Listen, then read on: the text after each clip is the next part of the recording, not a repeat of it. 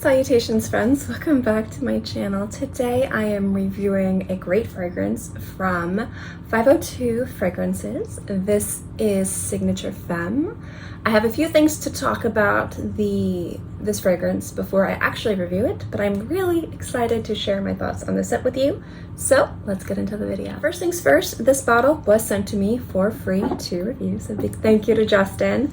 And the reason why I wanted to talk a little bit about this is because this is something that's really cool to me.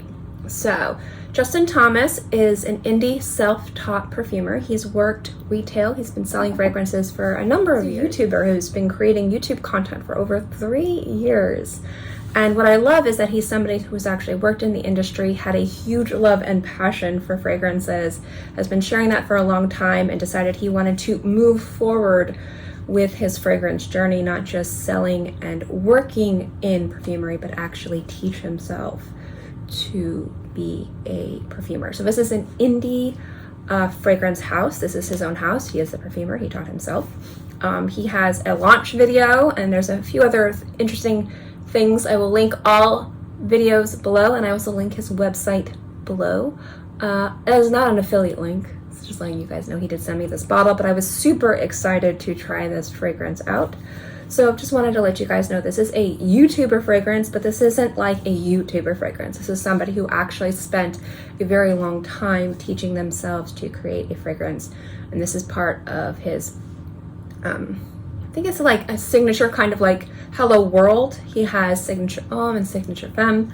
I do believe he is going to rebrand them to be more unisex, because I haven't smelled Signature Homme, but the Femme definitely is something that is masculine and feminine. I wouldn't say it's like unisex. I can see where it could appeal as people who love feminine fragrances, but there's things about it that if you enjoy very masculine, bold, sexy fragrances, there's things about it that definitely hit those marks, and we'll get into it. But a huge congratulations to Justin. This is a fantastic scent, so just wanted to let you guys know that. Now, first things first, we are going to get into the notes. I have them linked here. I had actually filmed this video a bit ago. I was supposed to be up last week, but I was having some audio issues, so I am refilming this, and I have to kind of reacquaint myself with the notes, because I also filmed this yesterday, and I kept saying the wrong note. So I kept saying a different note that was, so I'm just refilming it right now. So you'll have to excuse me if it seems super redundant. So this fragrance is a tutti frutti fragrance. It is very sweet and fruity, but the sweetness is not juvenile. It's actually very mature and very beautiful. It has a core of stone fruits, specifically peach and apricot. And I love the apricot in here. It's really, really good. There's also a base of cotton candy, but it does not smell like over-processed sugar. It has a beautiful sweetness to it. So the top, you have apricot, peach. There's also bergamot and lemon in there, which gives it a bit of sparkle. I've talked before about how citruses and different notes, sometimes they have a texture and sometimes they have like the flavor. So a flavor would be like a lemon cookie or a lemon cream sauce that you would have on like pasta. And then the texture would be like the acidity of the citrus sour taste you make when you bite into like a lemon. So when you have the texture of that in a fragrance, it would be a brightness, a sparkle, or like aldehydic mimicking aspects of like citruses to the opening. Or does it just smell like lemon? This is a mix of both. I actually feel like you get a bit of a brightness, but you do get some nice, I would say a little bit more depth from the bergamot and a little bit more of a sparkle from the lemon. And it does pair with the apricot and the peach really, really nicely. It does have a beautiful floral heart, specifically rose and some watery florals. And at the base, it has vanilla, musk, patchouli, and a cotton candy note. Now, the patchouli is really beautiful, and it does smell very kind of high-end designer patchouli fruity fragrances, but I do love that it's really centering on this peachy, dominatingly apricot note, which I find to be really sexy and timelessly just elegant and mature. But not mature in a dated, fuddy-duddy kind of way. Sometimes certain fruits can smell youthful, and sometimes certain fruits can smell alluring. And I find stone fruits to be perfectly balanced with patchouli in a way that doesn't take it to that tutti frutti patchouli way, but it does celebrate that combo in all of its positives, but kind of doesn't take it to the stereotypical negatives, which can be headache inducing, negative, cough syrupy. This doesn't go that way at all. I would say the missing berries that you would expect to see in a fragrance that has these notes. Like usually you see like strawberry or blackberry or raspberry, which would be beautiful in this fragrance, would turn this into a jammy rose tutti frutti patchouli fragrance. But the fact that it's really majoritively this kind of sexy rose with this beautifully delicious apricot that kind of smells slightly dried, just a little bit dried. And then you have this beautiful patchouli cotton candy base that's sweet and very elegant and very bold and very sexy. It just comes together to be something really, really beautiful. So I would describe this fragrance. So whenever I review fragrances, I always like to do this, and you guys are probably very well aware, I like to group fragrances with their kind of familiars, with their the same, they're twins. So when I'm reviewing a fragrance based on how it performs, its composition, how it's marketed, and its price point, is this a luxury high-end niche fragrance? Is this an affordable everyday freshie? Is this fragrance composed, marketed, and priced as a designer, mass-marketed, crowd-pleasing, beautiful classic? And then comparing it to the like. So is it going to be like a Lalabo City exclusive? Is it going to be everyday signature? Or is it going to be something that's going to be like up here? Like, what is it? And there is nothing wrong with anything. It can be a body mist. It can be a high-end luxury, like small batch, like $1,000 fragrance. As long as everything works well, priced accordingly, performs accordingly, that's what matters. So the really great thing about Signature Femme, which I think also fits in with Justin's just what seems to be his point of view with perfumery, I can talk sometimes, not all the time, is this idea that perfume is something that isn't just about a smell, but it's about kind of complementing who you are as a person in regards to confidence and fashion, and just kind of being the best that you can be. And I see this a lot in mass marketed, hyped designer fragrances that have really just stood the test of time as fragrances that you can see people wearing and loving and repurchasing year after year after year after year after year, bottle after bottle after bottle after bottle after bottle, because there's something about that kind of core composition that just smells really good and is very versatile in a variety of different ways. So some people come to perfumery and they want a perfume that is groundbreaking, that's going to open their mind and just take them and make them feel amazing. And some people truly want a fragrance that's attractive, that boosts their confidence, that smells good and will give them what they need to kind of almost finish an outfit, an ensemble. And I think that understanding that any way that you come into perfumery is super important. And when it comes down to articulating a formula, creating a fragrance, it's all the same thing. What story are you telling? What's the thing that you are trying to do with this scent? And how are you going to create it to be successful? And when I see tutti frutti patchouli fragrances, I find that people really try to focus on bold and sexy, and they go with a really easy kind of jammy rose, overpoweringly patchouli dominant note. And I see that in a lot of mass marketed flankers in the designer fragrance aisle. And I think that, and this is just my idea, is that somebody who probably works in retail has smelled it all and is like, I love the way this smells. This is my point of view in perfumery. This is what I want to see out there in the world. But I'm tired of seeing this over and over and over again.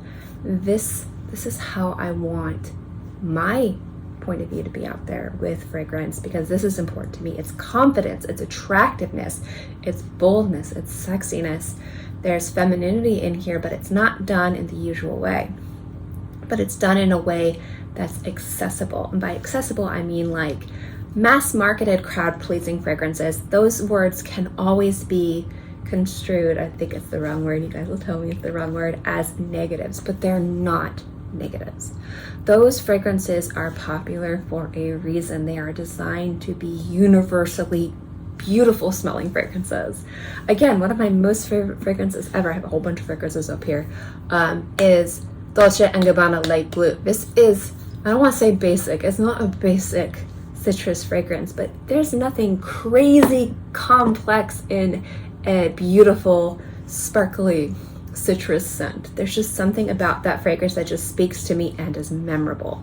So just because something is a crowd-pleasing, mass-marketed fragrance or has the composition of one of those does not mean that there isn't something sexy and memorable and artistic about the composition. It just means that it's not going to have some of those more avant-garde, challenging aspects that other styles of perfumes might have.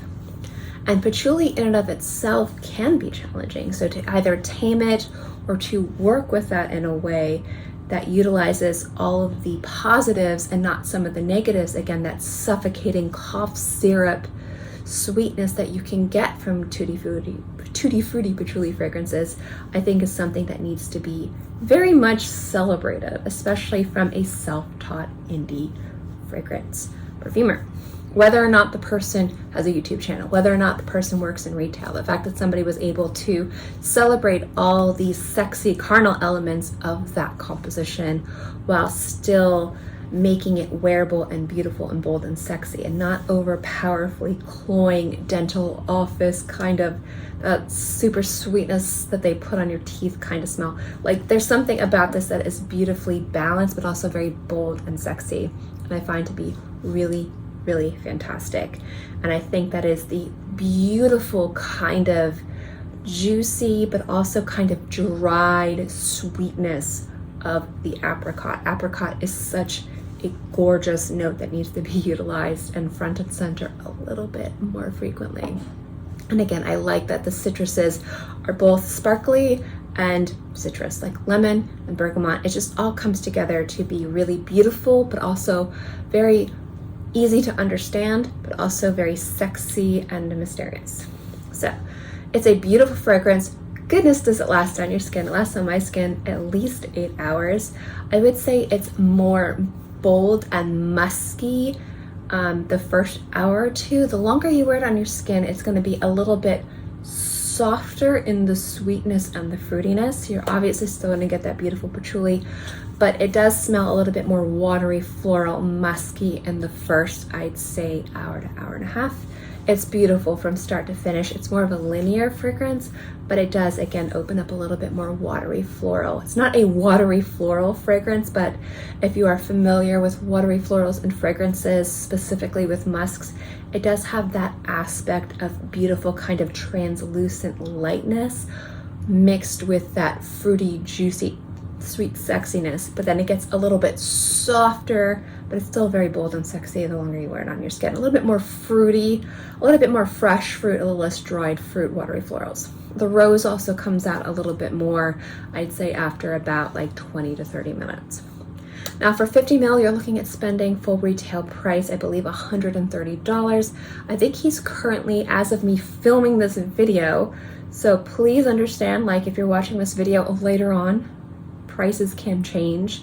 This is like a little over a week before Father's Day. I think he's having a Father's Day sale on his website. So I think it's down to like 80 bucks, 85 bucks for a bottle, which I think is definitely well priced. Even at full retail price, that is about the price of a higher end designer fragrance. The way this fragrance smells, the way this fragrance is performed, the way this fragrance is presented, everything about this fragrance reads as a beautiful designer fragrance, from its smell to its performance to its presentation. So I do not think that this fragrance is at all overpriced, and it does have beautiful performance. What makes this also smell a little bit more unisex and maybe less femme, even though again this is originally marketed as the femme, not the homme, but he is going to, I believe he mentioned in this video, he's going to remarket it, is that since this patchouli is really bold and sexy and the fruits are a little less jammy, this doesn't have the sweetness that feminine marketed fragrances have, that tutti, super tutti fruity, like bubblegum sweetness. It's got a little bit of a kick to it, that more dried fruit sweetness you see across all aspects of the fragrance aisle, men, unisex, and women. And this makes a very sexy fragrance to wear if you're a man or a woman. And I think he even says that a lot of guys who like to wear masculine fragrances really like this scent, and I do believe this is the most popular of the two as well. So that is my review of 502 fragrances. Again, a humongous thank you to Justin Thomas for sending me this bottle. Again, this is from Louisville, Kentucky. This is a local indie self-taught perfumer, a Black-owned brand too, which I think is super important. And I love seeing YouTubers creating fragrances and basically carving out their own path. And he basically carved this himself. So congratulations, this scent is beautiful. I've been wearing it a ton. I've been wearing this for weeks, actually. I got this before my mom was in the hospital for her final surgery, which was in mid-March. I've been wearing this for a very long time and I love it. It's gorgeous. So that is my review. I hope you enjoyed this video. And as always, guys, thank you so much for watching this video. I hope you enjoyed it and I'll see you next time. Bye.